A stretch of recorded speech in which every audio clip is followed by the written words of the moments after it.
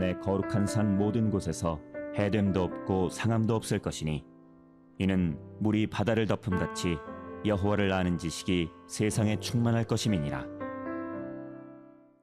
오늘 생명양식은 이사야 11장 1절에서 9절 말씀입니다.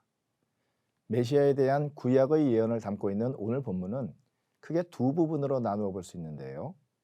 앞부분인 5절까지는 우리에게 오실 메시아 또는 그리스도가 어떤 분인지에 대한 것이고 6절부터는 그리스도가 온전히 다스리시는 세상이 어떤 모습일지에 대한 것입니다.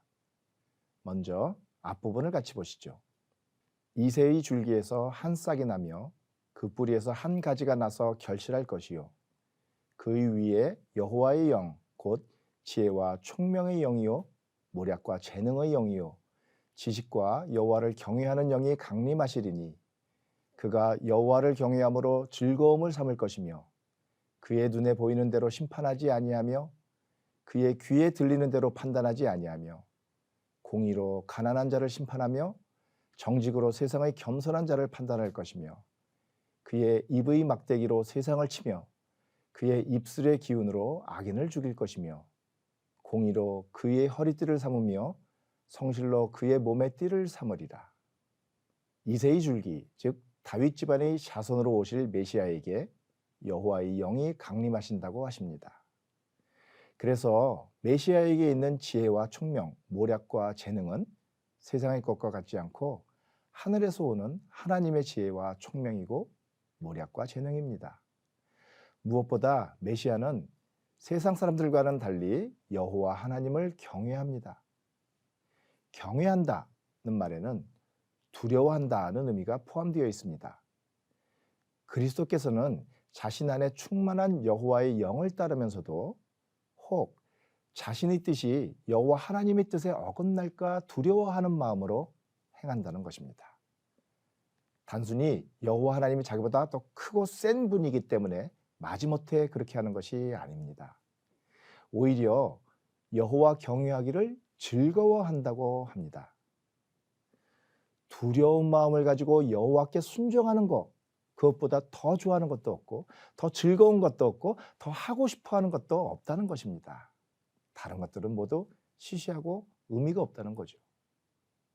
조금은 과장되고 조금 이상해 보이지 않습니까? 그런데 그렇지 않습니다.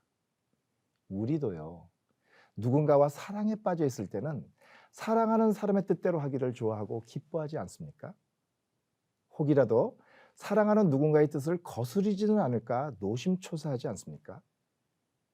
여호와를 경외하는 마음은 곧 여호와 하나님을 사랑하는 마음이라고 할 수 있을 것입니다.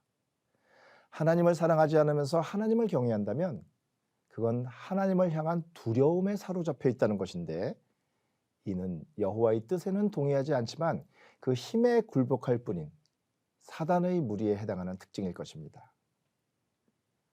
여호와 경외하기를 즐거워하는 메시아는 하나님의 시선 앞에서 자기 기준대로 자기 임의대로 판단하지 않습니다. 자기에게 보이거나 들리는 대로 판단하지도 않습니다. 가난하다고 해서 무조건 편들거나 겸손해 보인다고 무조건 인정해 주지도 않습니다. 오직 공의와 정직에 따라 올바름을 기준으로 판단합니다. 하나님이 그러하시던 말입니다. 그리고 악하고 거짓된 것들을 정죄하여 공격하기보다는 진리와 진실을 말함으로써 그들의 악함과 거짓됨이 드러나게 합니다. 악을 악으로 갚지 않고 선으로 악을 이기시는 것이지요.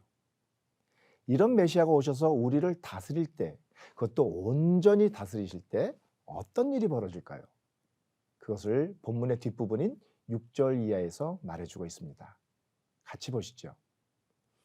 그때 이리가 어린 양과 함께 살며 표범이 어린 염소와 함께 누우며 송아지와 어린 사자와 살찐 짐승이 함께 있어 어린아이에게 끌리며 암소와 곰이 함께 있으며 그것들의 새끼가 함께 엎드리며 사자가 소처럼 풀을 먹을 것이며 젖먹는 아이가 독사구멍에서 장난하며 젖된 어린아이가 독사의 굴에 손을 넣을 것이라. 내 거룩한 산 모든 곳에서 해됨도 없고 상함도 없을 것이니 이는 물이 바다를 덮음 같이 여호와를 아는 지식이 세상에 충만할 것임이니라. 자, 어떻습니까? 이리와 어린 양, 송아지와 사자가 같이 어울리고 손으로 비벼대는 어린이를 독사가 물지 않는 그런 해됨도 상함도 없는 세상, 이런 세상이 이루어진다면 얼마나 좋을까요? 그런데 그런 세상에 가능하기는 한 것일까요? 그런 세상이 실제로 이루어질 수 있을까요? 혹시 우리는 이런 세상이 그냥 한번 마음속에만 그려보는 유토피아에 불과하다고 생각하진 않나요? 서로 먹고 먹히는 자연의 먹이사슬이나 생태계 질서를 몰라서 하는 소리라고 생각하진 않습니까? 그런데 아십니까? 사자가 사슴을 잡아먹듯 동물들끼리 서로 먹고 먹히는 먹이사슬은 원래 하나님이 지으신 이 세상의 질서가 아닙니다. 창세기 1장 30절에 보면 땅의 모든 짐승과 하늘의 모든 새와 생명이 있어 땅에 기는 모든 것에게는 내가 모든 푸른 풀을 먹을 거리로 주노라 하시니 그대로 되었더라고 기록되어 있습니다. 원래 하나님께서 지으신 세상에는 육식동물이라는 것이 없었던 것입니다. 이 땅의 생명체들은 모두 푸른 풀을 먹고 살게 지음을 받았다는 것이죠. 그렇다면 지금처럼 서로 잡아먹는 것은 원래의 자연 질서가 아니라 인간의 죄 때문에 결과된 것일 뿐입니다.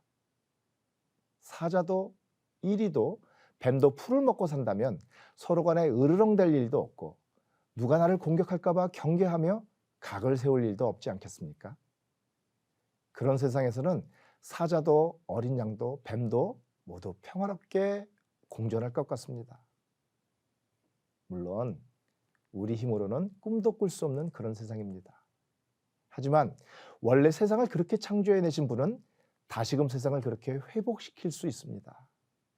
왕으로 오신 그리스도는 지혜와 총명의 신이요 모략과 재능의 하나님이실 뿐 아니라 이사야 9장 6절에서 말씀하시는 것처럼 전능하신 하나님이시라서 그 모든 것을 이루실 수 있고 영존하시는 아버지이시기에 당신이 이루신 것을 영원히 보존하실 것이며 평강의 왕이시기에 모든 피조물들이 당신 안에서 원래 의도하신 평화로운 세상을 누리게 하실 것입니다.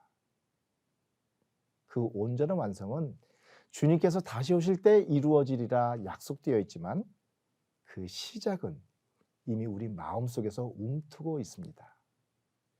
여호와의 영으로 충만한 그리스도께서 여호와 경외하기를 즐거워하신 것처럼 믿음 안에서 성령 충만함을 받아 여호와를 경외하고 그 말씀을 사모하는 모든 자들의 마음속에 이미 시작된 것입니다.